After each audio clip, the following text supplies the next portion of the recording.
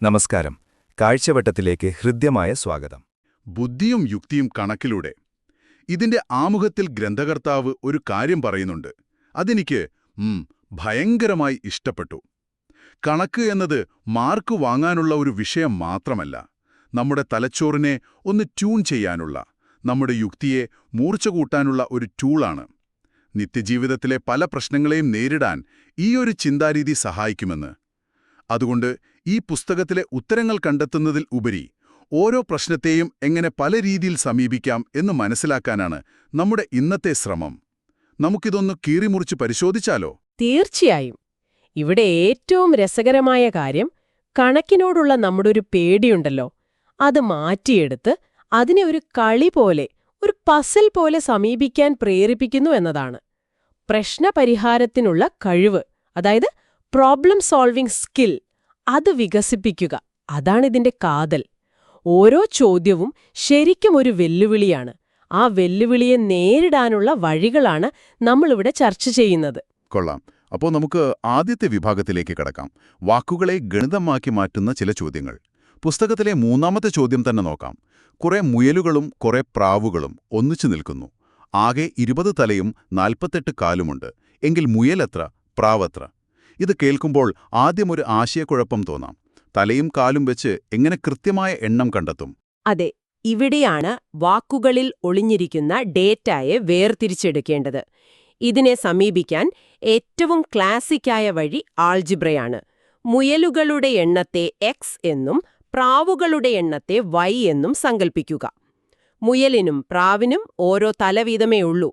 അപ്പോ ആകെ തലകളുടെ എണ്ണം നമുക്കൊരു സമവാക്യമായി എഴുതാം.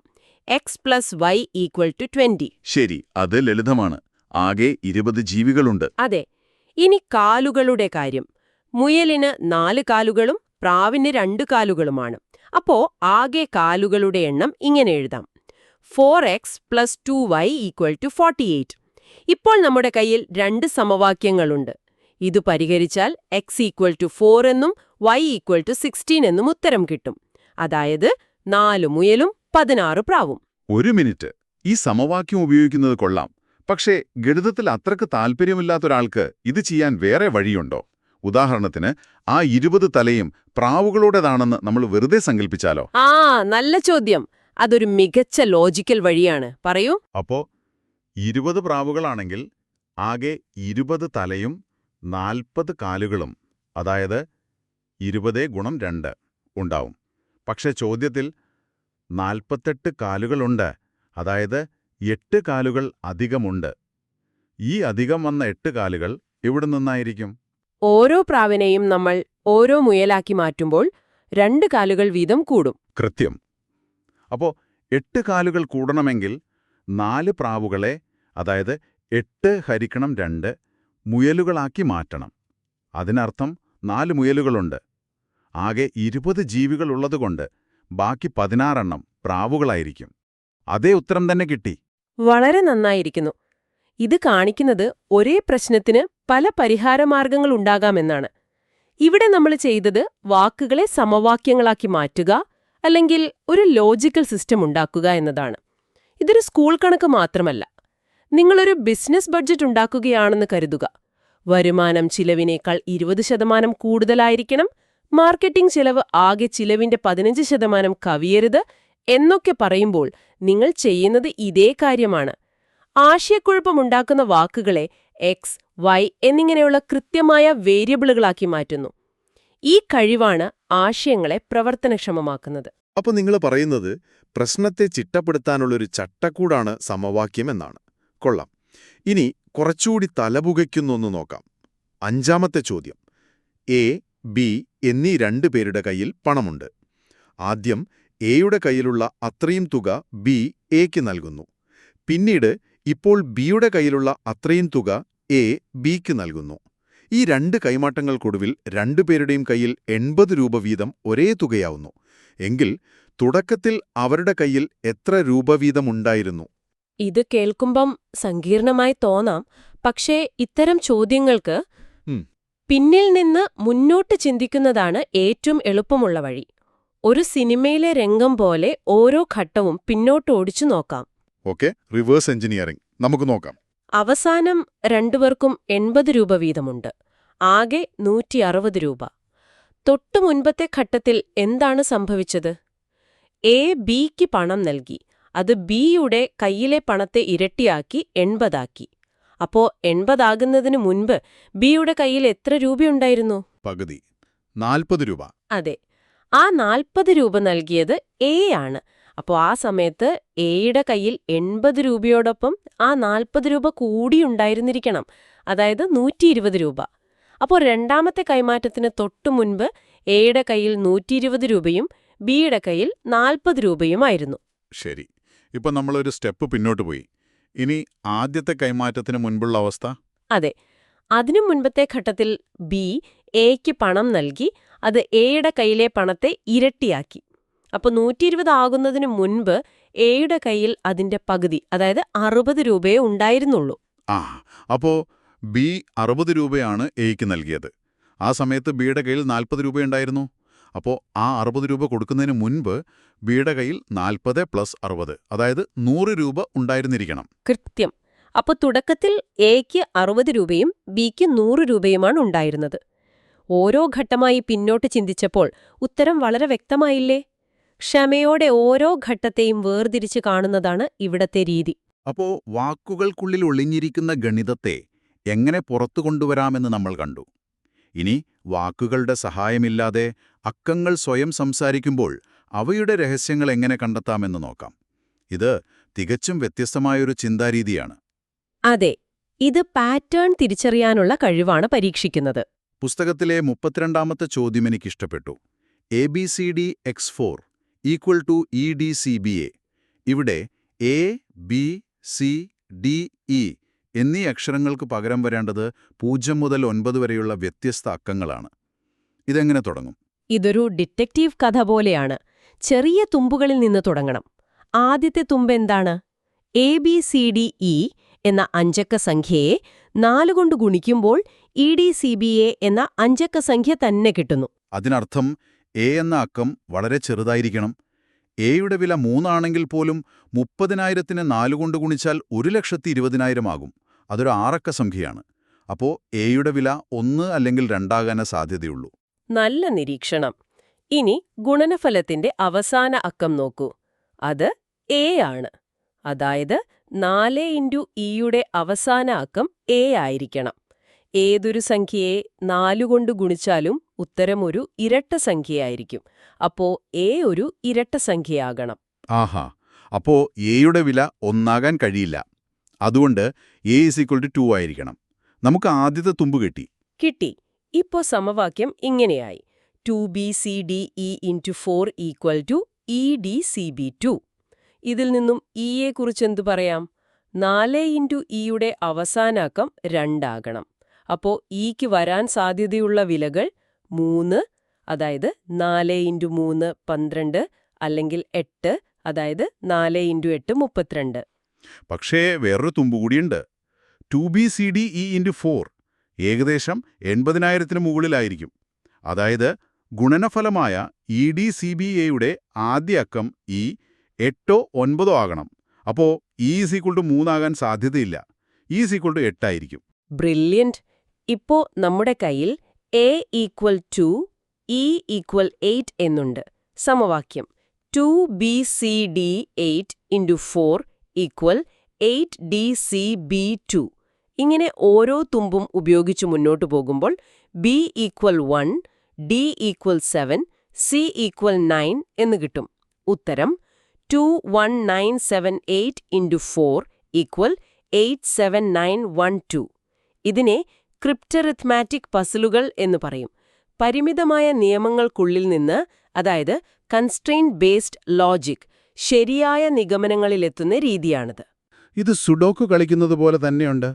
ഒരു കള്ളിയിൽ ഒരു സംഖ്യ ഉറപ്പിച്ചാൽ അത് മറ്റ് കള്ളികളിലെ സാധ്യതകളെ എങ്ങനെ ബാധിക്കുന്നു എന്ന് ചിന്തിക്കുന്നത് പോലെ. അതേ ലോജിക് തന്നെയാണ് സുഡോക്കു, കമ്പ്യൂട്ടർ പ്രോഗ്രാമിംഗിലെ ഡീബഗ്ഗിംഗ്, ഒരു ഈവന്റ് മാനേജർ പല പരിപാടികൾ ഒരേ സമയം ഷെഡ്യൂൾ ചെയ്യുന്നത്. ഇതിലെല്ലാം ഇതേ കൺസ്ട്രെയിന്റ് സാറ്റിസ്ഫാക്ഷൻ എന്ന ആശയം ഉപയോഗിക്കുന്നുണ്ട്. ലഭ്യമായ വിവരങ്ങൾ വെച്ച് സാധ്യതകളെ ചുരുക്കി ഉത്തരത്തിലേക്കെത്തുന്നു. കൊള്ളാം. ഇനി മറ്റൊരു പാറ്റേൺ നോക്കാം, ഒരു സംഖ്യാശ്രേണി. ചോദ്യം 83, 3, 15, 35, -99, 143. ഈ ശ്രേണിയിലെ വിട്ടുപോയ സംഖ്യ ഏതാണ്? ഒറ്റനോട്ടത്തിൽ ഒരു ബന്ധവും തോന്നുന്നില്ല. അതെ, ചിലപ്പോൾ സംഖ്യകൾ തമ്മിലുള്ള വ്യത്യാസം നോക്കിയാൽ പാറ്റേൺ കിട്ടും. ഇവിടെ വ്യത്യാസം 12, 20 എന്നിങ്ങനെയാണ് പോകുന്നത്. അതിലും വ്യക്തമായൊരു പാറ്റേൺ കാണുന്നില്ല. അപ്പോൾ നമ്മൾ ചിന്തയുടെ ഗിയർ മാറ്റണം. ഈ സംഖ്യകൾക്ക് മറ്റെന്തെങ്കിലും പ്രത്യേകതയുണ്ടോ? ഞാൻ ശ്രദ്ധിച്ചൊരു കാര്യം, ഈ സംഖ്യകളെല്ലാം ചില വർഗസംഖ്യകളോട്, അതായത് പെർഫെക്റ്റ് സ്ക്വയേഴ്സിനോട് വളരെ അടുത്ത് നിൽക്കുന്നവയാണ്. 3 എന്നത് 4നോടടുത്ത്, 15 എന്നത് 16നോടടുത്ത്, 35 എന്നത് 36നോടടുത്ത്. അതാണ് പോയിന്റ്. 3 എന്നത് 2² - 1, 15 എന്നത് 4² - 1, 35 എന്നത് 6² - 1. ഇപ്പൊ പാറ്റേൺ വ്യക്തമായില്ലേ? ഇരട്ട സംഖ്യകളുടെ വർഗത്തിൽ നിന്ന് 1 കുറയ്ക്കുന്ന ശ്രേണിയാണിത്. അപ്പോൾ വിട്ടുപോയ സംഖ്യ അടുത്ത ഇരട്ട സംഖ്യയായ 8ന്റെ വർഗത്തിൽ നിന്ന് 1 കുറച്ചതായിരിക്കും. 8² - 1, അതായത് 64 - 1, 63. അടുത്തത് 10² - 1, 99. 12² - 1, 143. ശരിയാണ്. ഇതൊരു പ്രധാനപ്പെട്ട ചിന്തയിലേക്ക് നമ്മളെ നയിക്കുന്നുണ്ട്. ഉപരിപ്ലവമായി നോക്കുമ്പോൾ ക്രമരഹിതമെന്ന് തോന്നുന്ന പല ഡേറ്റാ സെറ്റുകളിലും ഇതുപോലെ ഒഴിഞ്ഞിരിക്കുന്ന പാറ്റേണുകൾ ഉണ്ടാകാം. ഒരു സാമ്പത്തിക വിദഗ്ധൻ സ്റ്റോക്ക് മാർക്കറ്റിലെ ചാർട്ടുകൾ നോക്കുമ്പോഴോ ഒരു ശാസ്ത്രജ്ഞൻ പരീക്ഷണ ഫലങ്ങൾ അപഗ്രഥിക്കുമ്പോഴോ അവർ തിരയുന്നത് ഇത്തരം പാറ്റേണുകളാണ്. ആ പാറ്റേൺ തിരിച്ചറിയുന്നതിലാണ് പലപ്പോഴും യഥാർത്ഥ ഉൾക്കാഴ്ച ഒളിഞ്ഞിരിക്കുന്നത്. ശരിയാണ്. ഇനി നമുക്ക് അവസാന വിഭാഗത്തിലേക്ക് കടക്കാം. സമയവും പ്രായവും പോലുള്ള കഥാരൂപത്തിലുള്ള കണക്കുകൾ. ഇതിനൊരു പ്രത്യേക ഭംഗിയുണ്ട്, കാരണം അവ നമ്മളോടൊരു കഥ പറയുന്നു. ചോദ്യം 37 നോക്കൂ. ഒരാൾ തന്റെ പ്രായത്തെക്കുറിച്ച് ചോദിച്ചപ്പോൾ ഇങ്ങനെ പറഞ്ഞു: ഞാൻ ജനിച്ചപ്പോൾ എന്റെ മുത്തച്ഛന്റെ വയസ്സ് 65. എന്റെ മരണസമയത്ത് എന്റെ വയസ്സ് അദ്ദേഹത്തിന്റെ വയസ്സിന്റെ 7ൽ 1 എങ്കിൽ അയാൾ എത്ര കാലം ജീവിച്ചിരിക്കും? വെറും അക്കങ്ങൾ കാണുന്നതിനേക്കാൾ ഇത്തരം കഥകൾ നമ്മുടെ തലച്ചോറിൽ എളുപ്പത്തിൽ പതിയുന്നു. ഈ ചോദ്യം പരിഹരിക്കാനുള്ള താക്കോല് വളരെ ലളിതമായ, എന്നാൽ നമ്മൾ പലപ്പോഴും മറന്നുപോകുന്ന ഒരൊറ്റ ആശയത്തിലാണ്. അതെന്താണ്? 2 പേർ തമ്മിലുള്ള പ്രായവ്യത്യാസം എല്ലായ്പ്പോഴും സ്ഥിരമായിരിക്കും. അതൊരു കോൺസ്റ്റന്റ് ആണ്. നിങ്ങൾക്കും നിങ്ങളുടെ അച്ഛനും തമ്മിലുള്ള പ്രായവ്യത്യാസം ഇന്നെത്രയാണോ അത് തന്നെയായിരിക്കും 20 വർഷം കഴിഞ്ഞാലും. ഇവിടെ പേരക്കുട്ടിയും മുത്തച്ഛനും തമ്മിലുള്ള പ്രായവ്യത്യാസം എപ്പോഴും 65 വയസ്സായിരിക്കും. ഓക്കേ, അത് ശരിയാണ്. ആ ഒരു പോയിന്റ് കിട്ടിയാൽ പിന്നെ എളുപ്പമായി. അതെ, പേരക്കുട്ടി മരിക്കുമ്പോൾ അവന്റെ വയസ്സ് X ആണെന്ന് കരുതുക. അപ്പോ മുത്തച്ഛന്റെ വയസ്സ് സ്വാഭാവികമായും X+65 ആയിരിക്കും. ചോദ്യത്തിൽ പറയുന്നു പേരക്കുട്ടിയുടെ വയസ്സ്, അതായത് X, അന്ന് മുത്തച്ഛന്റെ വയസ്സിന്റെ, അതായത് X+65ന്റെ 7ൽ 1 ആയിരിക്കും. അതായത് 7 ഗുണം X ആണ് X+65. 7x = X+65. ഇതിൽ നിന്നും RX = 65 എന്ന് കിട്ടും. അപ്പോൾ X = 65/6, അതായത് ഏകദേശം 10.83 വയസ്സ്, 10 വയസ്സും 10 മാസവും. കൃത്യം. ഇത് ജീവിതത്തിലെ പല പ്രശ്നങ്ങളെയും എങ്ങനെ സമീപിക്കണമെന്നതിന്റെ ഒരു ചെറിയ മാതൃകയാണ്.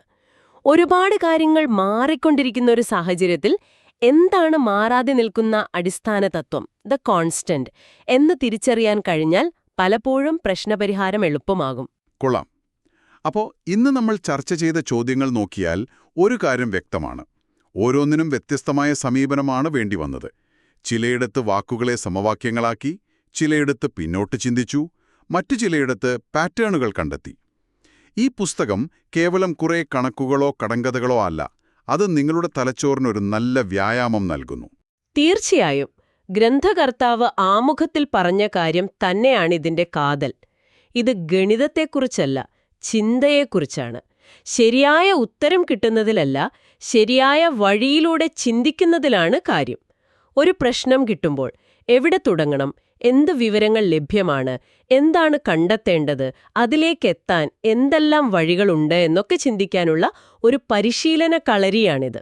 ഈ ചർച്ച അവസാനിപ്പിക്കുമ്പോൾ നിങ്ങൾക്ക് ചിന്തിക്കാനൊരു കാര്യം കൂടി തരാം. പുസ്തകത്തിലെ 62ാമത്തെ ചോദ്യം ഒരു പഴയ കഥയാണ്. ചെസ് കളി കണ്ടുപിടിച്ച ആൾക്ക് സമ്മാനം നൽകാൻ തയ്യാറായ രാജാവിന്റെ കഥ. ആ കവി ആവശ്യപ്പെട്ടത് വളരെ നിസ്സാരമായ ഒരു കാര്യമാണ്. ചെസ് ബോർഡിലെ 64 കളങ്ങളിൽ ആദ്യത്തേതിൽ 1 നെന്മണി, രണ്ടാമത്തേതിൽ 2, മൂന്നാമത്തേതിൽ 4, അങ്ങനെ ഓരോ കളത്തിലും ഇരട്ടിയായി നെന്മണികൾ വെച്ചു തന്നാൽ മതി. രാജാവ് അത് പുച്ഛത്തോടെ സമ്മതിച്ചു. പക്ഷേ ആകെ വേണ്ടിവരുന്ന നെന്മണികളുടെ എണ്ണം ആ രാജ്യത്തു വിളഞ്ഞ നെല്ലിനേക്കാൾ എത്രയോ അധികമായിരുന്നു. ഭാവനയ്ക്കുമപ്പുറമുള്ള ഒരു ഭീമമായ സംഖ്യ. ഇതിനെയാണ് എക്സ്പോണൻഷ്യൽ ഗ്രോത്ത് അഥവാ ഇരട്ടിക്കുന്നതിന്റെ ശക്തി എന്ന് പറയുന്നത്. പുസ്തകം അതിന്റെ ഉത്തരം നൽകുന്നുണ്ട്. പക്ഷേ ഇതൊന്ന് ആലോചിച്ചു നോക്കൂ. നിങ്ങളുടെ ജീവിതത്തിൽ അത് പണം നിക്ഷേപിക്കുന്ന കാര്യത്തിലാകാം, ഒരു പുതിയ കഴിവ് പഠിക്കുന്നതിലാകാം, സാങ്കേതികവിദ്യയുടെ വളർച്ചയിലാകാം, അല്ലെങ്കിൽ സോഷ്യൽ മീഡിയയിൽ ഒരു ട്രെൻഡാകാം. ഇതുപോലെ ഇരട്ടിക്കുന്നതിന്റെ ശക്തിയെ നിങ്ങൾ എവിടെയെങ്കിലും നിസ്സാരമായി കാണുന്നുണ്ടോ? ഇന്ന് വളരെ ചെറുതെന്ന് തോന്നുന്ന ഏത് കാര്യമാണ് നാളെ ഇത്തരത്തിൽ ഭീമാകാരമായി വളരാൻ സാധ്യതയുള്ളത്? ഈ ചോദ്യത്തിനുള്ള ഉത്തരം നിങ്ങളുടെ ഉള്ളിൽ തന്നെ.